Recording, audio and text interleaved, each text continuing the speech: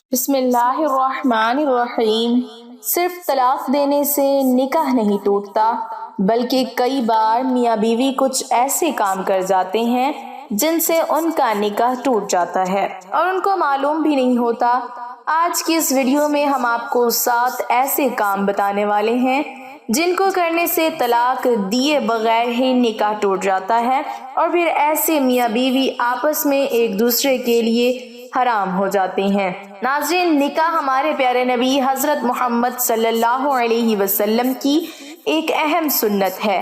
آپ صلی اللہ علیہ وسلم نے فرمایا کہ نکاح میری سنت ہے اور جس نے میری اس سنت پر عمل نہ کیا اس کا مجھ سے کوئی بھی تعلق نہیں ہے۔ تو اس کا مطلب یہ ہے کہ ہر انسان کو چاہیے، وہ مرد ہو یا عورت ہو، نکاح ضرور کرنا چاہیے۔ اگر کوئی مرد یا عورت بلا وجہ کے نکاح نہیں کرتے ہیں اور وہ کہتے ہیں کہ ہم شادی نہیں کریں گے، تو ایسے عورت اور مردوں پر اللہ تعالیٰ نے لعنت فرمائی ہے اور اس کا جنازہ بھی جائز نہیں۔ اس کے علاوہ آپ صلی اللہ علیہ وسلم نے یہ بھی ارشاد فرمایا ہے کہ جب کوئی انسان نکاح کر لیتا ہے تو اس کا آدھا دین مکمل ہو جاتا ہے۔ اس کا مطلب یہ ہے کہ نکاح کرنے سے انسان بہت سارے گناہوں سے بچ جاتا ہے۔ بے نکاح آدمی شیطان کا آلہ کار ہے۔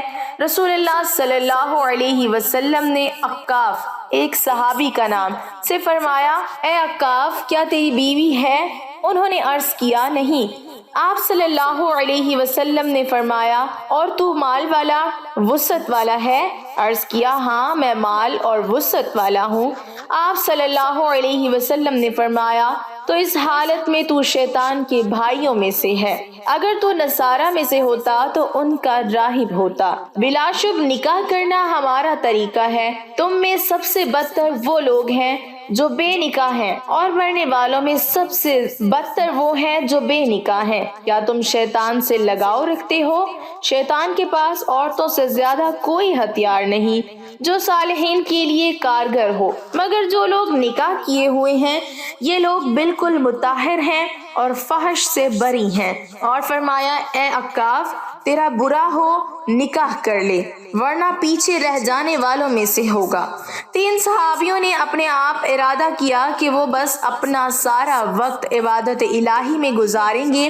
تینوں میں سے ایک نے کہا، میں تو اب ہمیشہ رات بھر نماز پڑھوں گا۔ دوسرے نے کہا، میں تو ہمیشہ روزہ رکھا کروں گا اور کبھی بھی نہیں چھوڑوں گا۔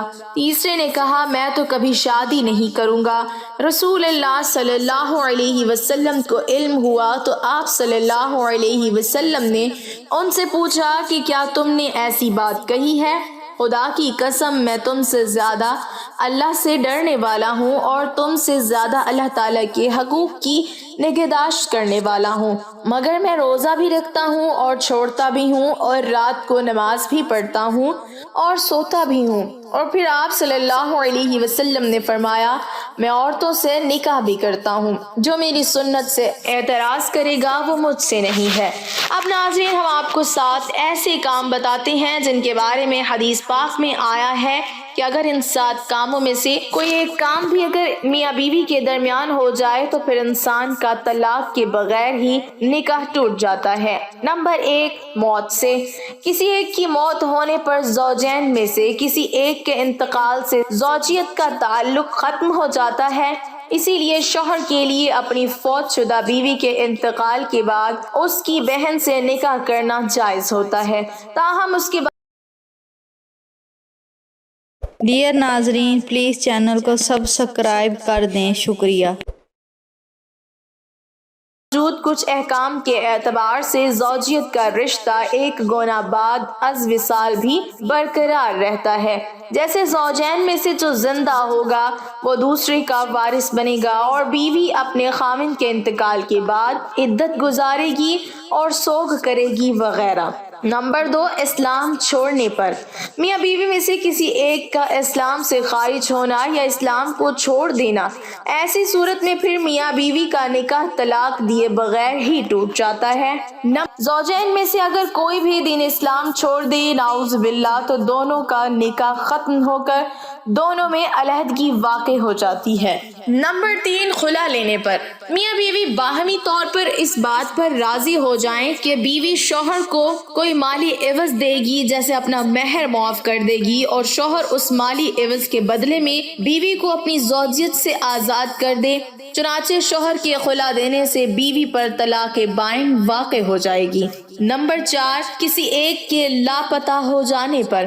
اسی طرح شوہر کے غائب ہونے کی صورت میں بھی امام مالک کے مسلک پر عمل کرتے ہوئے اگر مطلوبہ شرائط پائی جائیں تو قاضی 4 سال کے انتظار کے بعد بیوی کو غائب شوہر کے نکاح سے آزاد کر سکتا ہے۔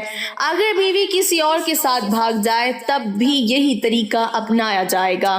نمبر 5، لعن۔ شوہر اگر اپنی بیوی کو زنا کرتا ہوا دیکھ لیتا ہے اور معتبر شرعی گواہوں سے اس کو ثابت نہیں کر پاتا تو اس صورت میں لعن کا حکم ہے، اور لعن یہ ہے کہ شوہر 5 دفعہ قسم کھائے گا کہ میں اپنی بات میں سچا ہوں، اور اگر میں اپنے اس دعوے میں جھوٹا ہوں تو مجھ پر اللہ کی لعنت ہو۔